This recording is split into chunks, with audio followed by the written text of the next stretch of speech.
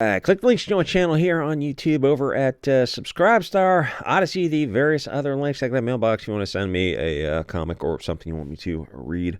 So, Temu version of Snow White, Rachel Zegler, causes controversy with unhinged social media election tantrum, hopes Trump supporters never know peace. Keep in mind that's a pretty good chunk of your potential audience.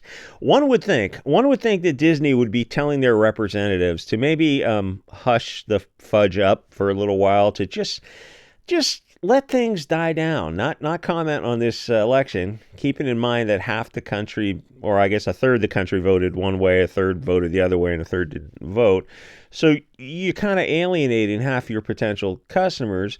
But no, Hollywood is in full acceleration mode, which is absolutely awesome, because anything that helps burn Hollywood is good. And for the people people on the social media sphere, the nerdrotic types of channels, the Phantom Menace, YouTube, those kind of pop culture channels, under Biden, I think things were getting a little bit boring, because even the left wing was tired of left wing movies, and things were so bad that there was nothing good to say about anything from Hollywood. So maybe they'll think about turning things around under Trump. But the tricky thing is, now they see themselves as the opposition party, which they are, but they see themselves in their minds, in their headcanon, as the resistance. So past 4 years, the right had the upside down flags. And I mean, it's also performative, So now the left will have the upside down flags, and they're going to have their fist in the air, and they're going to be the resistance. And it's just going to be 4 more years of Soros-funded rioting. But as to its effect on pop culture, I don't know. I suspect that Hollywood is going to double down. And a reasonable person would project their own reasonableness onto this industry and think, oh, well, it's time for them to start making movies that are less partisan and start making money. I think, no, you're a reasonable person. Hollywood's not composed of reasonable people. There's a lot of legitimate mental illness, and there's also a lot of kind of pharmacologically induced mental illness. So she did a bunch of Instagram posts that sound like they come from a privileged teenager deep in an echo chamber, probably who lives in a gated community in a wealthy enclave of Colorado, or I don't know, Beverly Hills, or wherever these people live. They don't all live in California anymore, but there's wherever she's living is like, it could be in Montana or something, and she flies in to film the movies where she lives. But wherever she's living in, it could be Idaho, but it's like, oh, okay, this is a multi-million-dollar neighborhood where everyone is super wealthy, and it's a gated community with armed guards. Right? I mean, you're not living in Detroit or Chicago. So she's kvetching about Trump for some reason, which is weird, because the guy was already in office from 2016, 2020, and things were just fine. It wasn't the end of the world, and Biden was in office for the past few years with Kamala. Probably you realize now that since Biden's out of his mind, Kamala was probably pulling the strings. And I don't know if you saw the meeting between Biden and Trump, and Biden is just all smiles, and you realize, oh, you sabotaged her campaign on purpose. So yeah, Kamala was involved in all our decisions, and she was the one, you realize, Biden's not so crazy after all. He was just so happy to see Trump. And you realize, you voted for Trump, didn't you, Biden? Anyway, so things have been a disaster the past few years if you're not independently wealthy. For those of us who are independently poor and have to see what the price of everything is, it's like, oh, I hope you Nazis are happy with lower gas prices. You realize everything is downstream from fuel costs, from the truckers to independent people who are suddenly paying $150 of rapidly inflating money to put gas in their cars. Like, everything is downstream from fuel. You understand that, right? It's like, yeah, why wouldn't we be happy with lower fuel costs? Or that's just getting, food to the grocery store and whatnot. These people are absolutely insufferable. So, no, Trump didn't open up a wormhole from lizard outer space demons when he was already in office. We all lived through it. It was only 4 years ago. So I'm not sure exactly what she expects to happen. But I mean, calling these people insufferable, that really kind of nails it. And also keep in mind that Gina Carano from Mandalorian fame was fired for very mild social media posts, essentially saying one of them was like, one was the pronoun thing, which I think was really the issue. And the other one was saying, oh, you shouldn't alienate right of center people. You shouldn't treat them like the other because we're all, fishes swimming in the same pond.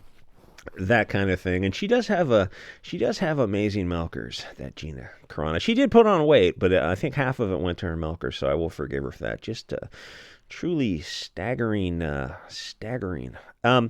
Anyway, so she, what was she in that movie, that Deadpool movie, I think?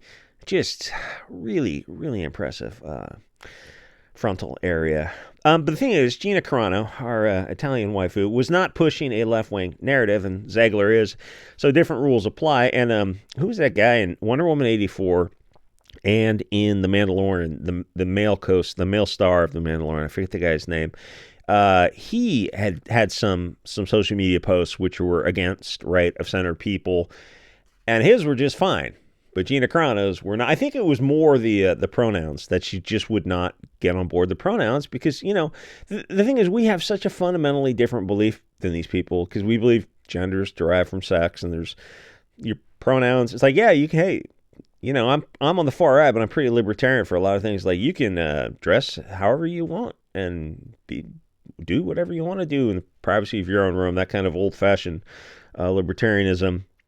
But you can't make people use your fake pronouns because in our minds it's a lie, because it is a lie. Pronouns are by your sex. It's like you don't get to determine. It's compelled speech, and it's a very bad path to go down, to tell other people what they have to call you, because like, oh, well, hypothetically, I won't give examples, but like you could probably think of pronouns that they would probably object to. Anyway, so part of Zegler's rant is that she is about the daughter she doesn't have yet, and her ability of the hypothetical daughter being able to give her hypothetical granddaughter, to Moloch in a ritual sacrifice. If you can read in between the lines there, the 10th Amendment, 14th Amendment, Supreme Court, Roe v. Wade thing. It's like just a states' right issue. It's not a big deal. Don't you believe in democracy? You can just go to the state that has, there's a ton of states. The coastal region, California, Oregon, Washington, and the East Coast are all going to allow you to do probably post-birth sacrifices to Moloch, because there's literally testimony of these people saying that. It's like things just got real dark in the past few years. So there's obviously, it's like there's no, if you really have to delete as many babies as possible, there's no shortage of states you can move to, and they would be happy to do that for you. Some of these people, there's a TikTok video of a surgeon who does the BLT surgeries, and he's like smiling and laughing and suiting up, and he goes, "I'm going to do as many of these surgeries as possible before Trump makes it illegal." It's like, that's just about the darkest thing I've seen. So social media is going to destroy Hollywood, and it's time. It's beyond time for Hollywood to burn. Disney used to be the family-friendly company. Perhaps you remember the 80s and 90s, and I know this audience does, before it was taken over by the lizards. And, probably you're thinking of 80s and 90s, and then you go, okay, well, when I have kids and grandkids, like, we'll have this Disney, they'll be watching these kind of things as well. And you look at Disney now, like, oh, dear God, no. Now they make movies about interracial, gay, space, communism, and grooming kids. It was an animation movie. I'm referring to one of it. It's not was it The Elements or Elemental or something? It was they're outer space, and these kids are kids, and they're in like some gay relationship. Really weird. So she wishes that Trump supporters never know peace, which that's a lot of people that you're telling not to watch your movies, but challenge accepted. At least she's cute. The other girl, they're trying to push on people, the chick that was in Spider-Man and Dune, I don't remember her name. They're trying to push on, they say she's the second most beautiful girl in the world, and you look at her like, you're not fooling anyone with this. I mean, this is the same people who have, men on the cover of Sports Illustrated or 300 Pounders or something. It's just beyond beyond the absurdity of Weimar. So she's got Snow White and the 7 globalist propagandists coming out in a few months, and they already put it off for a year because a combination of her stupid comments about her co-stars and about how much she hates the original story. It's like, yeah, why are you doing it? It's literally called Snow White, but nobody is. And the 7 dwarfs, and they go, oh, well, Peter Dinklage said that's offensive, so we're just not gonna do that. It's like, oh, I'm sure the dwarf actors who just got screwed out of a very lucrative role are probably just stoked. I'm sure if they meet up with Peter Dinklage, they will give them a small piece of their mind.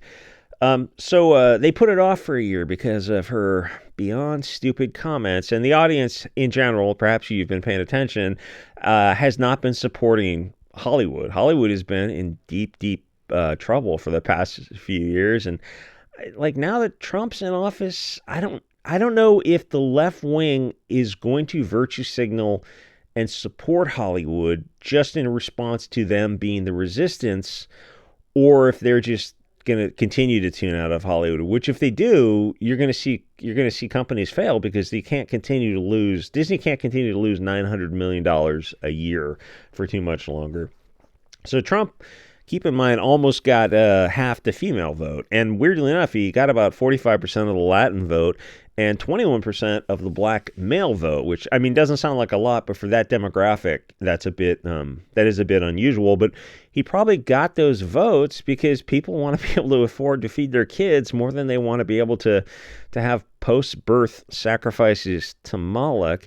And then she starts whining about Elon Musk.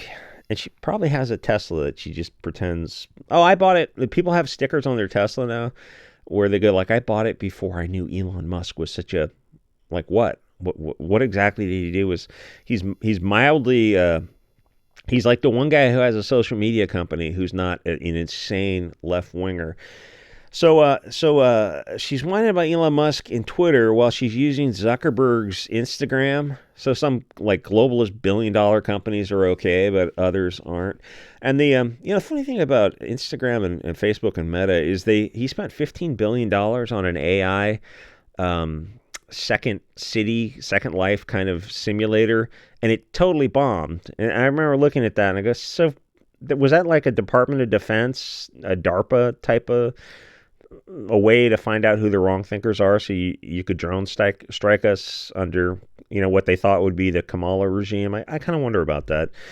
Anyway, so the toxic thing about social media is it allows these young people to get an audience, people you wouldn't listen to in IRL, because you look at her and you're like, oh, you're a 23-year-old very wealthy person in a deep echo chamber. Nothing you have to say matters. Like, you're so far removed from ordinary people, or you don't listen to the crazy person of your neighborhood that you just smile. You don't argue with your neighbors, of course, but you just kind of smile and they tell you about how much they hate some right of center actor. I was talking to my German neighbor the other day, and she's talking about Schwarzenegger, and I just nonsense. Like, oh no, that's interesting. Oh, it was a good action star in the 80s. And you just don't have arguments with people you live around. Let them have their kind of beliefs.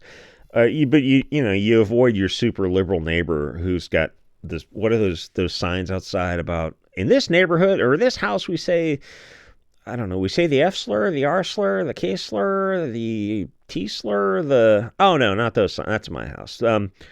Whatever. It's like the virtue signaling for in this house, BLM matters.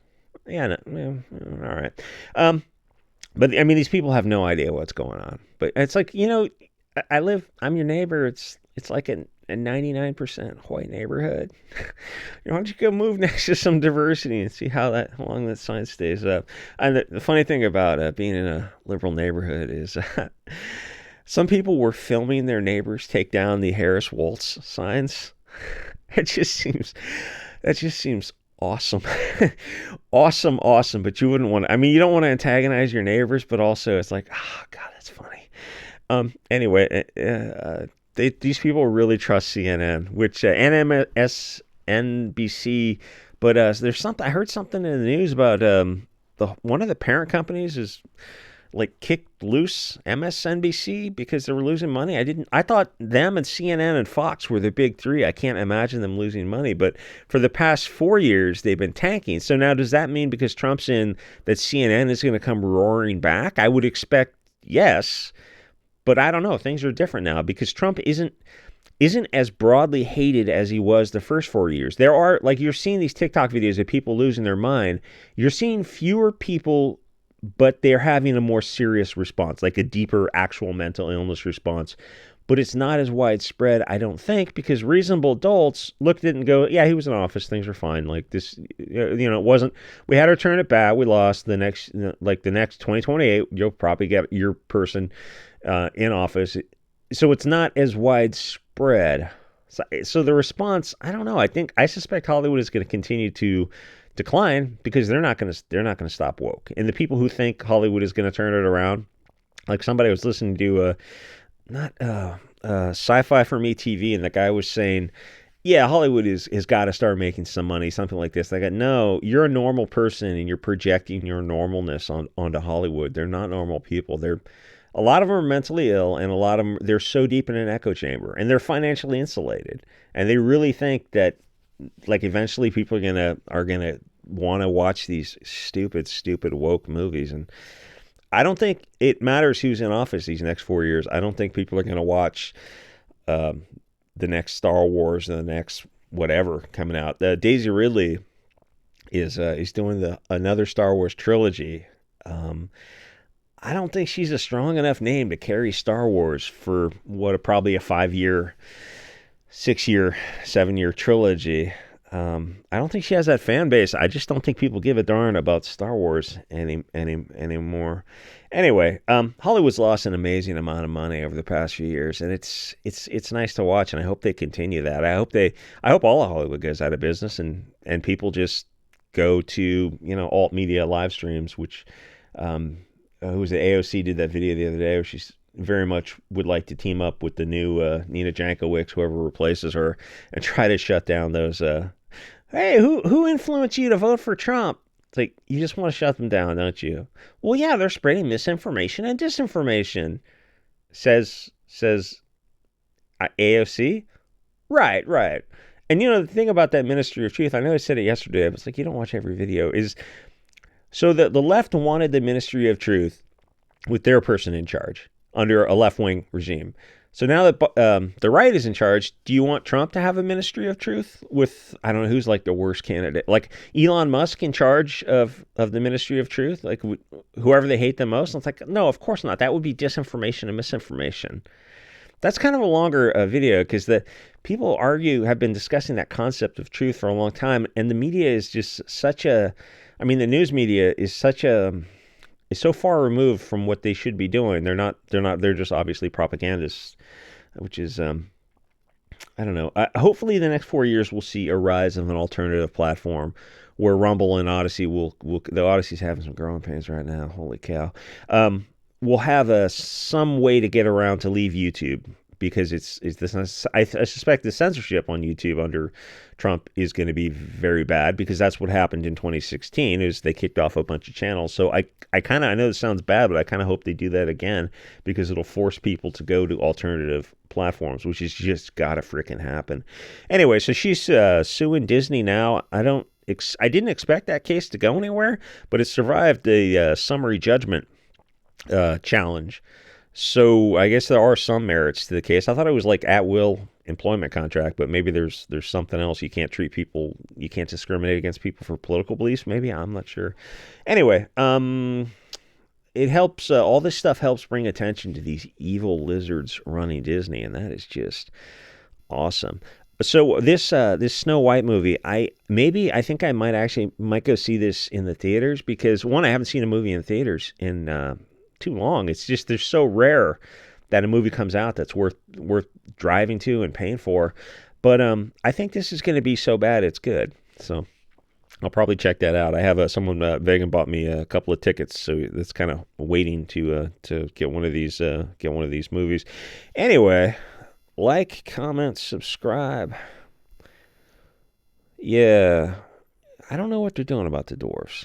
If I was a dwarf, I'd be... So, hey, I would have made $350,000 for a few months' work, but Peter Dinklage took that away from me. Yeah, that's right, because he didn't want to exploit you.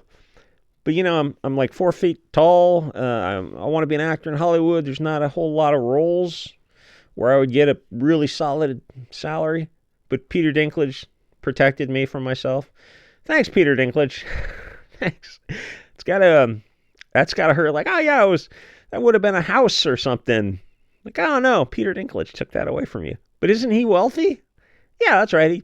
He's like Sarah Silverman and Sacha Baron Cohen. They they climb a ladder, and then they just pull that ladder up after them. Oh, that's sweet. I'm sure these guys are looking to find Peter Dinklage in person. Anyway, like, comment, subscribe. Thanks to everyone over at Throne. I'm using that new keyboard. It's freaking awesome. Has a backlight feature. And I will see you guys all next episode.